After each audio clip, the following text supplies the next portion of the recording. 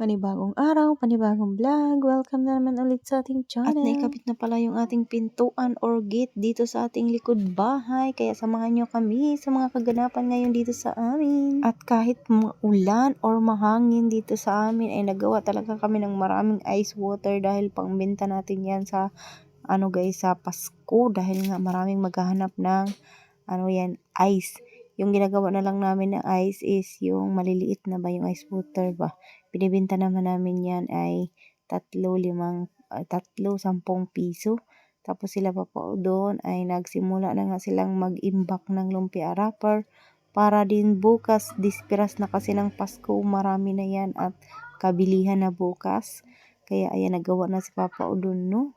Para bukas ay marami tayong imbak na lumpia wrapper para hindi na tayo mag-aligaga ba kasi maraming order ngayon. At kanya-kanya nga kaming may mga gawa ngayon. No? Si Papa nagagawa ng lumpia, ako naman nagagawa ng ice. Tapos ayan yung ating mga dito sa bahay ay nagagawa din sila guys. No? 2 days lang tayo nagpatrabaho ngayon, kahapon Linggo.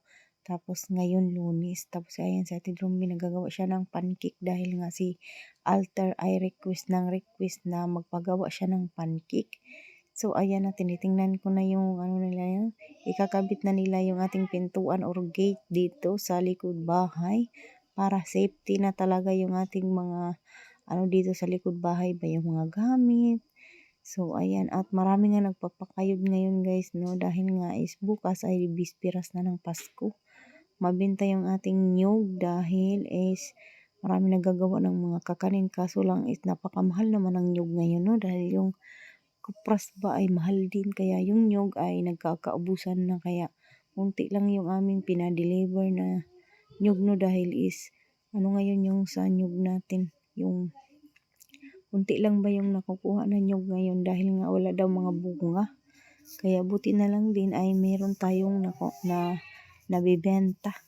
Tapos ayan na nga, at dinamihan nga namin paggawa ni Mr. Alberto ng ice. Tapos ayan, si Mr. Alberto naman, siya naman yung nagawa, no, dahil is masakit na yung aking kamay at maniningil na rin kami pupunta sa Paranas, kaya siya na yung aking inutusan na magawa na ng ice water. Yung maliliit lang yung ginagawa namin ngayon guys, no, dahil maganda yung maliliit kasi nga mabilis lang siyang tumigas sa ating ref.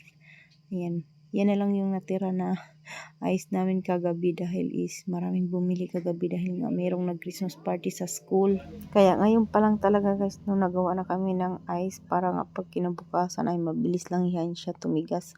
Yung imbak namin noong isang araw guys, marami na yung ginawa ni Papa Odo na ice water, no, kaso lang is naubos agad dahil sa Christmas party nga. Tapos ayan, si Kuya Dritz na naman ulit yung nagkayod dahil nga si Mr. Ardel ay nagkayod. Naggupit-gupit yun siya or nagmasa ba. Naggupit siya ng mga pananda na gagamitin nga sa ating mga lumpia wrapper ba na gagawin ni Papa Udon. Siguro pamaya din is magpapagawa na rin yan si Papa Udon doon sa kabila. Dahil nga marami ngayong order.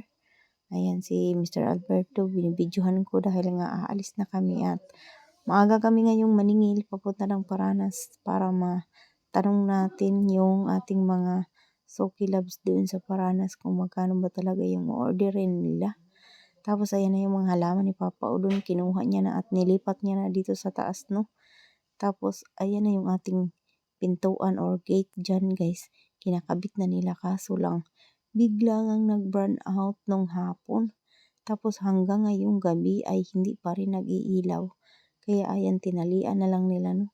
Tsaka na lang daw nila aayusin or welding. O siya guys, hanggang dito na lang muna yung ating video. Thank you for watching. And kung nagustuhan nyo, paki-like at share at comment down below. Bukas naman ulit. Babu!